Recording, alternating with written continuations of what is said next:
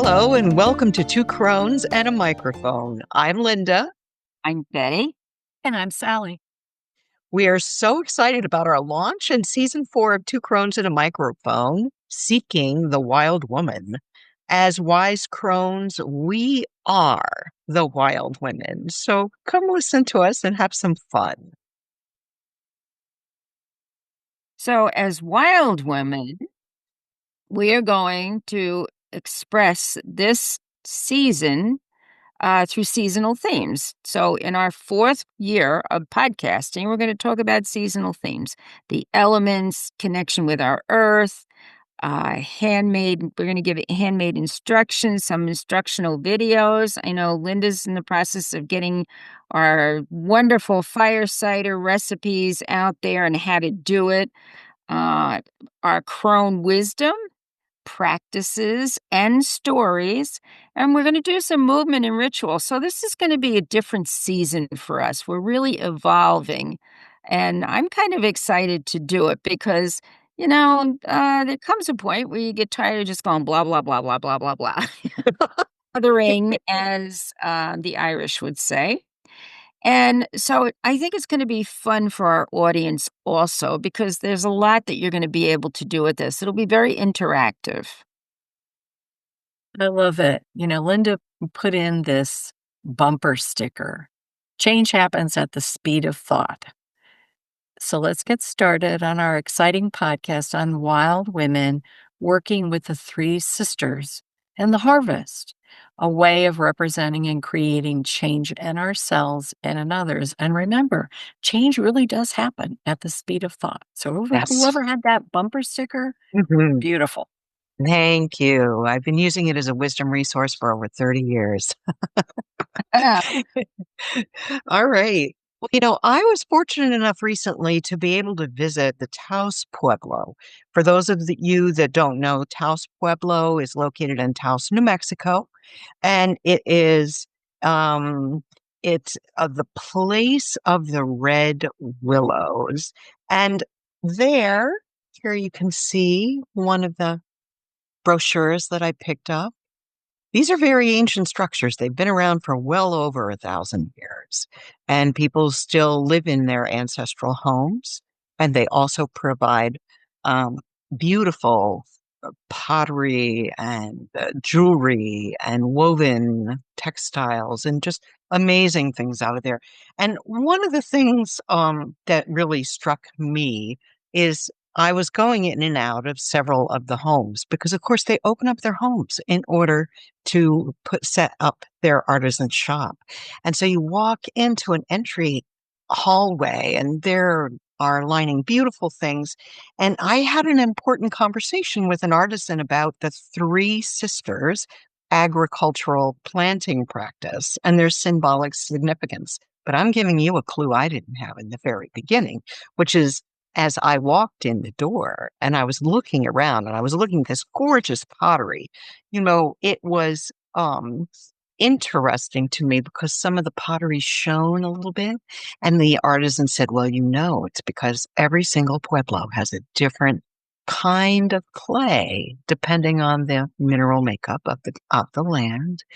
And here, the clay contains mica. Talk about finding your glimmer. Mica is fool's gold, that shiny substance. And so each of those pots had that golden gleam to it. And so I was in a back room looking at one, and the woman, about our age, she was a crone, came in and just got my attention and said, do you know about the 3 sisters? And she looked at me. And she was pointing to a piece of pottery she had made, which had this curved background, almost like a corn husk, and a female figure standing, and 3 items at the bottom. And I said, And then she said again, do you know about the 3 sisters? And I went, thinking. And then she said one more time, like 3 knocks at the door, do you know about the 3 sisters? And I said, yes. The first sister is corn. The second sister is squash. And the third sister is beans. And they grow together in harmony. And she said, yes, that is right. And that is the reason that we are healthy here, because we eat from the three sisters, those plants that have been grown together in harmony, in support of one another. And that is also the way we live our life. So I said, wow, here is a lesson and a reminder. Because I remember Oh Shinnáh talking about the three sisters and the way that those things, they would grow together. Um, and so it's really interesting. And, I want to add a little bit more about Taos Pueblo, just because I said it's been around, I was told it's been around for well over 1,000 years. In their brochure, they talk about being in that area for time immemorial. So verified at least 1,000 years. And it's the only living community to be listed in the Registry of National Historic Landmarks and also recognized by UNESCO as a World Heritage Site. That's it's has a creek running through the center of it. It's called Red Willow Creek, and it's a sparkling, dynamic life force source and reminder of and the tribe has its own government, land base, and municipality. So, really, in the end, this was my takeaway. I was reminded of the truth of the matter. The truth of the matter is, we all need to be able to live in harmony.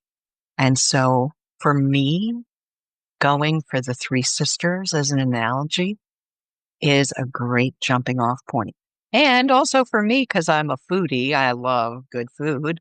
It's incentivized me to increase my corn, my squash, and my beans in my diet. Gotta love it. Gotta love it.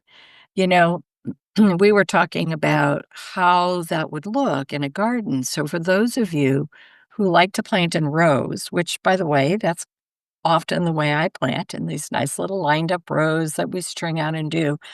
Planting in the Three Sisters method is a whole different kind of concept of planting. So if you look at the way it's done, you have corn in the center because it's done like in a circle. So you have corn planted in the center, right? That offers support and centers and grounds the other sisters, right? And Mm, then the beans that are planted outside, right, in clumps around the corn as they come up, they run up the corn and use the corn for support. And so you can use any kind of runner bean. I personally like scarlet runner bean because I love the scarlet color and the way the bean pods look when mm, they grow. Linda and I were talking, there's actually a pole bean, an Ohio pole bean that, Farmer's Almanac talks about the fact that that's the bean they like to use most in planting if they're planting in this Three Sisters method. But and for those of you who like to explore more, right, treehuggers.com or thefarmersalmanac.com give you great instructions on how to plant in this way. And then on the outside, of course, you have all your mounds of squash that you plant, whatever kind of oh, squash you're going to plant. And the squash, right, because it's more of a ground hugger plant mm, mm, than the corn and the runner beans, it actually shades the earth and keeps the moisture in and allows and supports the other two vegetables that are there through its ability to do that. So it adds beans add nitrogen to the soil. The squash leaves cool, keep moisture in, and hinder the growth of weeds so that you have to weed less in a garden that you plant this way. mm. Although we were talking to another friend who said she went into a community garden and planted the Three Sister method, and everybody was kind of scratching their head going, "You can't plant that way." And and of course she did, and it was a lesson for everybody involved. So we are each different from each other. We plant things differently. We grow things differently. And of course, we harvest things differently. So the question we thought that was kind of fun, right, is which one of the three sisters are you? And so we're going to play with that a little bit. Betty has some things to say, but more on the three sisters themselves, but we're asking you to think about which one of the three sisters would you be? Sally, I think you covered it pretty well, actually. When you're looking at the three pieces here, right? The corn, which was the first food of the people. It was used for food to make offering to the earth and to Great Spirit. And we do use corn a lot for that. We use cornmeal for our offerings. I, for one, have grown my own corn and harvested it and then ground it up so I could use it for sacred offerings. Or you can use the corn kernels for sacred offerings and use them for different things. And believe me, I don't know if you've ever harvested corn. I have, because my late brother in law used to plant corn every year. And it is tough, man, to get those things off the stalk. They are tough, tough plants. Yeah. Yes, they are. Oh, brother. Talk about resilience. It's amazing. Yeah. Yeah. So they're pretty tough. They're pretty tough. And then you have squash, the sweet gourd of life, and frequently it represents Mother Earth because of the round shape, right? And it symbolizes abundance, yielded, um, and reflects the bounty provided by the earth, and is a reminder to honor and protect the environment. And the gourd itself, all right, you can use that for many things because it depends on what kind of gourd you're using, of course. You could carry water in it. You can make attach little jingles to it, to make a nice little wind chime. You can make a little birdhouse out of it. I've seen those. So not only do you get the fruit from the inside that you can eat, and the seeds, and I can went out one day and there was this huge gourd growing out of where my compost was. Just giant size. I mean, it's the only time it's happened, but it was absolutely amazing to see. It was beautiful, absolutely beautiful.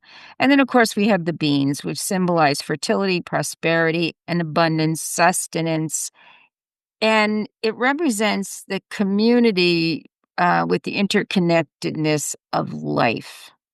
All right. There's a lot more to all of this. If you really want to look it up, there is a site that you can go to called nativefoods.info, Native American food symbolism and what each ingredient represents. So if you want more information, and we'll put that down in the comments so that you'll be able to click on that and find out, wow, this is really interesting, right? And it is.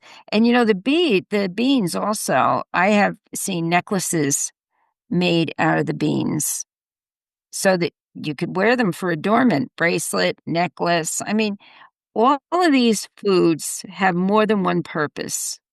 It's not just something that you'll eat. It's something you can use for many other things.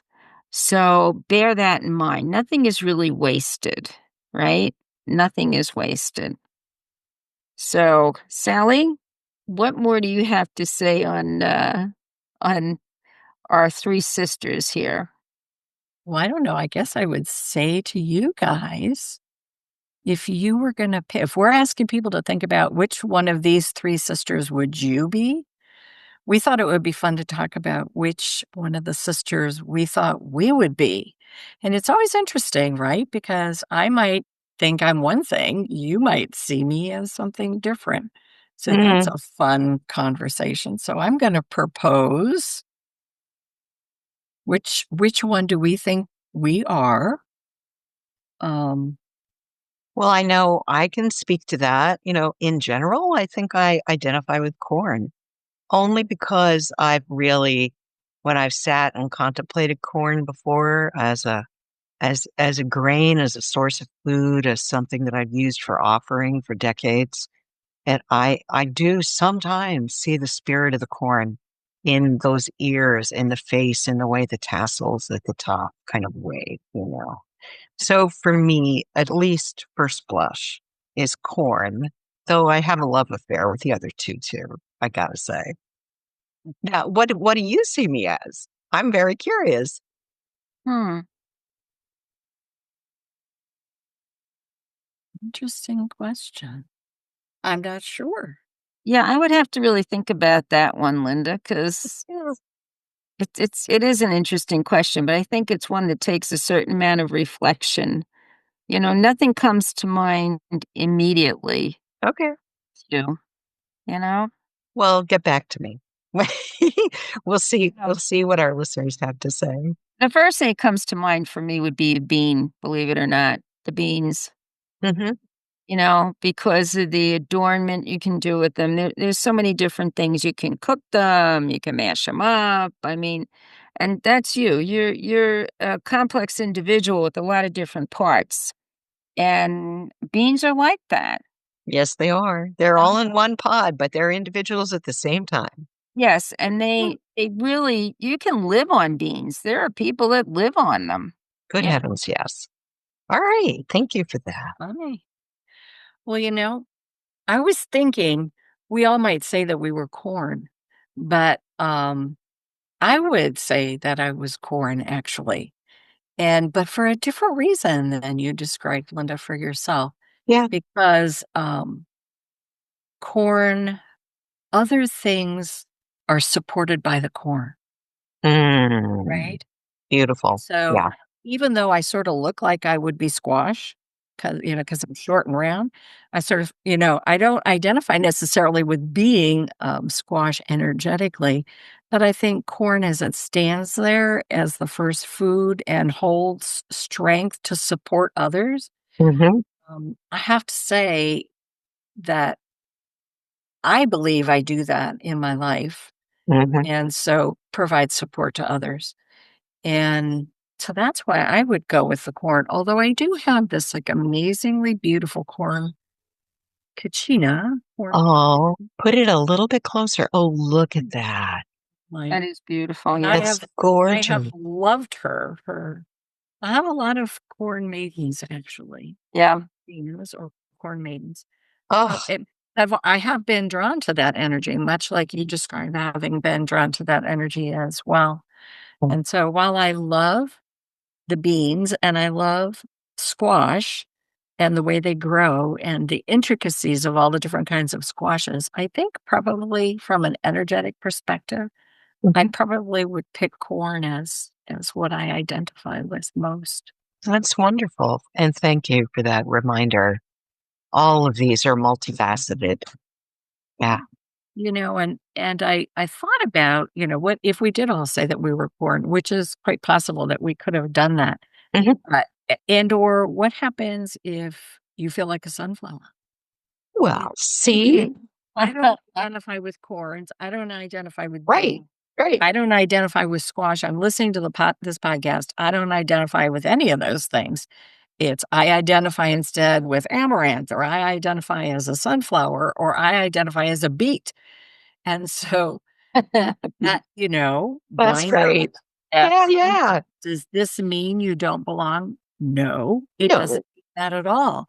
It means that you identify differently. And I love and go back to that saying that Ocean gave us a really long time ago that she said she got from grandfather David, who was Mm, keeper of the Hopi prophecies and somebody that she had been adopted into their family.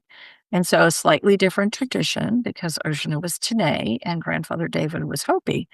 But what she always shared with us, I thought was so incredibly beautiful, and that we are all flowers in Great Spirit's garden. We honor each of us. We are different colors, different shapes. We bloom differently. We grow differently. But our common root is the Mother Earth. mm. And I just have always appreciated that. It's helped me throughout my life to recognize that we all are together in this garden that we're calling Mother Earth, and that we build and support and create a community, but we are all so different while connected. And so, um, I love that. That should be on a bumper sticker. Yeah, I have used that quote so many times. Yeah. So many times in my life, really, with talking to other people or discussing things, and it's very apropos for this time because we've lost that concept, really. Mhm. So I guess it's my turn. Well, I I have something to add first. You So do? I do. So how can we be like the three sisters? I mean, jumping off of we're all each flowers in great spirits garden, how can we be like the three sisters in each of our lives and our communities? It's a core concept here that we want to build community. It's one of our four pillars. And as wild women, we have a bit to say about this. Betty, over to you. Well, I was gonna say that I'm a squash Oh, because, uh, it that just kind of fits me. I'm short, I'm round, I'm getting rounder as oh, so as we grow, we get rounder. Um, yes. there's a lot of different aspects to me. You never quite know which one's gonna pop up. Is it the seeds coming out to feed the birds? Is it, to be a little house for the birds? Is it out there for the deer? I mean, who knows, right? And that's so me because I'm here, I'm there, I'm everywhere. They just my life was like that. So many different things I've done in my life. So I would actually say, as much as I love the other two, Mm, particularly I love to eat corn, yeah, I think I identify more with the squash. It's really I never thought of it before, but I think that's appropriate. Um, I think it's important that we're talking about this kind of stuff too, yes. because it's really important. We're in so much chaos right now. I mean, Mhm, I grew up during the '60s. There was plenty of chaos there. There was plenty of chaos in the '70s. mhm. The '80s didn't seem as much so, but maybe because I was doing so many other things. But right now things are really and they're becoming very polarized, which I'm not a big fan of. Mhm. And I think that we have to allow ourselves to be who we are. I think if we look at nature, we'll see that things work together in nature like the three sisters work together. So why can't humans work together? Mhm, Why can't we respect others' opinions? mhm. What is wrong that we've reached this spot? There's no answer. We don't have an answer here. If we did, you know, We'd uh, be famous. we Yeah. probably win the Would Pulitzer put us Prize. wait a minute. Yay. Yes. But I think we need to think about that as individuals. And if you look and see, maybe you identify with being a rose. Okay. I could see that for me. Mm. I Oh, try yeah. very hard to be beautiful and smell good and, all these wonderful things. And I got all these thorns out there. Like, be careful, you know? Um, it's funny. It got me thinking all these crazy things now roses, sunflowers, rosemary. Yay. Yay to all of them. And you Yeah, know what? Thank you for speaking up on behalf of Squash and yourself. I appreciate that. It's like, here I you're a am. sweet, sweet Well, sister. and I like that you changed your mind, Yeah, Yeah. right? Because first you said, "I identify with being beans." yeah. I love beans, but then Mhm. you changed your mind, which, I don't know how much we have talked about that in the podcast, that one can start one way and morph into something different, or you can change your mind and that's okay. Oh, yeah. You don't always have to think the same thing. And when you think Right. things through, you can actually change your opinion, Yeah. whether it's about yourself or something else. That's right. So Yes. thank you for doing that, Hmm. Betty, because I think that's something that's great to model for ourselves and other people. The ability to gracefully say, wait a minute, I know I said that, but Now I'm changing my mind about that. Well, I'm a Gemini, so if you don't like who I am now, come back in 5 minutes. It's so funny.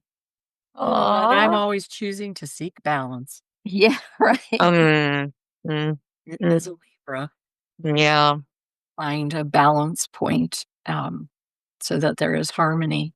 yeah, But that's the beauty, I think, of the 3 sisters, is they have found a way to co-create in harmony. Yes, that's yes. And in exactly some right. ways, that's us in the podcast.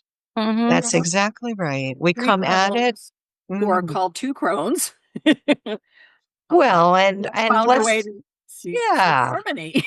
yeah, who found a way to seek harmony. We color outside the lines a little bit. Sometimes that's how creative ventures occur, really. I love it.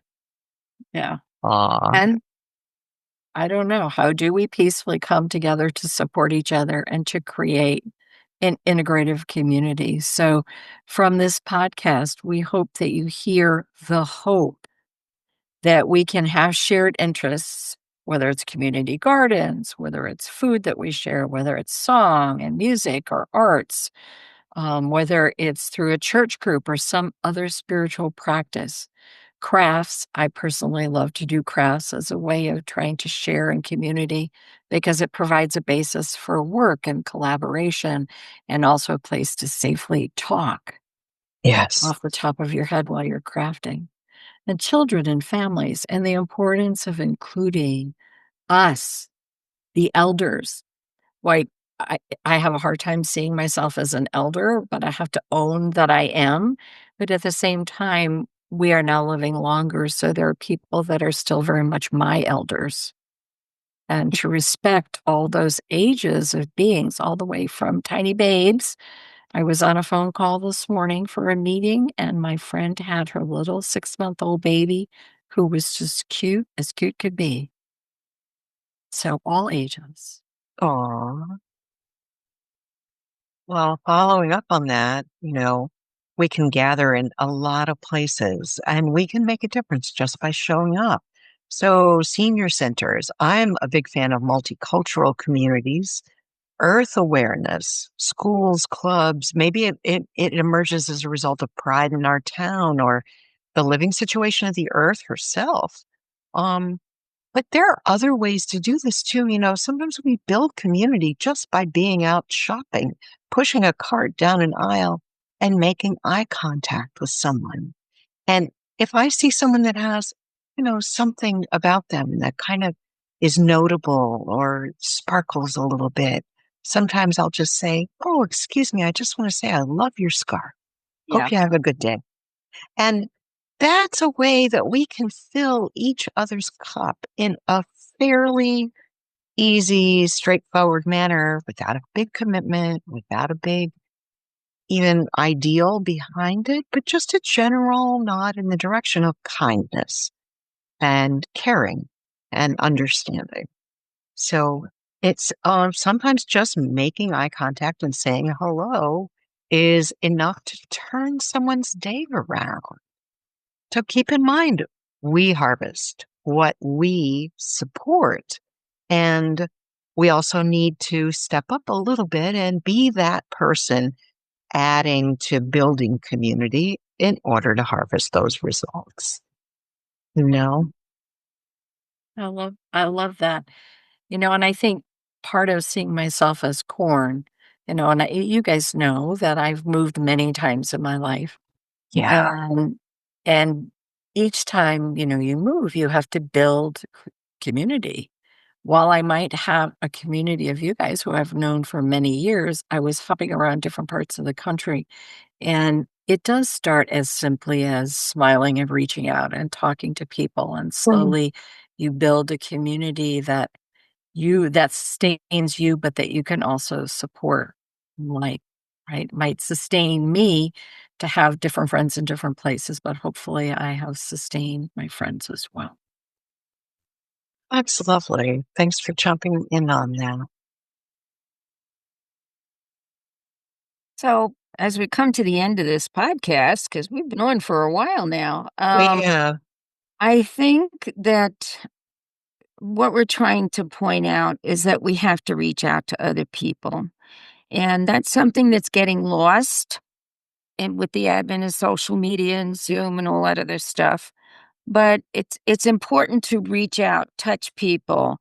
And I don't mean physically touch necessarily, but like you said, Linda, talking to someone in the grocery store. I mean, I'm always doing that. I'm always getting in trouble with my family because they're kind of like, you have to talk to everybody. And I'm like, yes, I do. Yeah. Because some of these people nobody else is talking to. That's right. No? Exactly. And it's a lonely world out there for many people. That's one thing I haven't have a problem with. I've got so many people surrounding me, thank God, because otherwise I would be very lonely at this stage of my life. And that's what happens. Yeah. Reach a certain age. But we're finding it with young people now too, because they don't know how to reach out. So we're challenging you to do that. Reach out, you know, um, talk to other people. And we're challenging you also to journal. Sit and think about what we're saying and figure out what kind of a plant are you? I don't know if you can hear Luna barking. I'm sorry if you do, but she apparently wants to be part of this conversation. Uh, Okay. yeah. We accept cross-species conversations too. This Yeah. is good. I don't know what she's barking at. Probably one of the Aw, animals outside. yeah. Um, at any rate, I think that if you look at this, you're going to be very surprised at what you find, and you may change your mind, like I did. You know, Yeah, I love that. no, I'm really a squash. However, Yeah. talk to me a couple of months from now, and I might be something else. Well, you may be that rose, or you might be, who knows? Yes. Look at who you are as a flower or squash or being, and then look at the flowers around you. Who are you building community with? Are are they all just like you, or are you including different flowers? And we'd love for you to send us a picture of the flower on social media. Speaking of that, maybe you're a marigold in a marigold patch, or maybe you're a three sisters, or gee, maybe you're that volunteer gourd that just sprouted up on the edge of the wild wood just Mhm. because you decided, oh, this looks great. Let's give this a try. We'll try it for a season and see what happens. I love that. Remember our 4 pillars at Two Crones and a Microphone, right? Our touchstone is Oh Shinnáh, the way she lived her life. And, we shared with you one of the favorite sayings we have from Oh Shinnáh, that our common root, our own collective wisdom as crones, and our interesting guests who we interview. So we're hoping that you listened to our last interview that posted the second posting in September, because this will come out after that. So we hope that you've seen our wonderful interview with Jen, and then your responses. We really do want to see, which flower are you? Or which sister are you, if you see yourself as one of the 3 sisters? And please post that and stay in touch with us around that, because we really do ourselves want to be a touchstone for creating community. You bet. Yeah. So, and I would like to give a special shout out to those who are helping support us financially. You are very, very appreciated. Mhm. If you wish to do that, if you go to twocronesandamicrophone.com, you'll find there's a button there that'll explain to you everything about how to do this. We ask you to spread the word. Feel free to leave a rating. Of course, if you're on YouTube, they always say this, right? Then, share, hit the button, because that does help us, believe it or not. And we'd love for you to leave a review and tell us what touched you in this particular podcast. You know, what resonated with you, because that helps us to develop other podcasts that you would be interested in? I mean, obviously, we find this interesting, but do you? You know, that's the key. Do you find it interesting? So true. And for those of you who have signed up for the newsletter, our newsletter is growing, and that's awesome as well. When you get this, we will have gotten past, we're actually recording this on the autumnal equinox, but we'll have some stuff on the website, Two Crones and a Microphone, in the blog on the autumnal equinox and what that represents. We'll still write, we'll be in that autumn season, and things in the next newsletter will come out for that moon as well. So it's good to see that it's growing, and I guess that's all I want to say about that. The newsletter that's out now actually is the Harvest Moon newsletter. It's fabulous. And I want to just say, Sally, I so appreciate the depth and wisdom in your writing. And I also appreciate that you're starting to do shorts that we're posting that have you reading from those blog posts because they're wonderful. They really are. I just need to announce that. So go look for those shorts and you'll hear our own Sally reading her wonderful blogs. Thanks for saying that. And since we're doing this, I'll do a quick shout out to my sister-in-law, Linda, who is the reason why I started recording, because she said it's hard for her to sometimes read the newsletters. Ah, yes. Yes. And that's great. That's another crossover. We can approach it that way. It makes it more accessible. You got it. Okay, and in closing, I want to say that we're helping you to develop ways to be kind to yourself and to others. Many thanks to MinervaEd.com for sponsoring our podcast. And you can go on to that website, MinervaEd.com, and see what we're doing with our classes. So we're exploring different ways to get that information out to you also. And as always, our podcast is dedicated to sharing techniques to aid you in navigating the muddy waters of our time, giving you ways to be kind to yourself and to others. And as I like to say, go out in nature, find your glimmer. And if you wonder what a glimmer is, go listen to our podcast on glimmering. It's that micro moment that makes you go, oh, I am a flower in Great Spirit's garden. I feel my roots now. And may you always remember to be surrounded in beauty, to allow yourself to see those glimmers and know that around you is always beauty, so that your walk on this earth is always in beauty. Kirishte, all is made beautiful. Thank you all. Bye.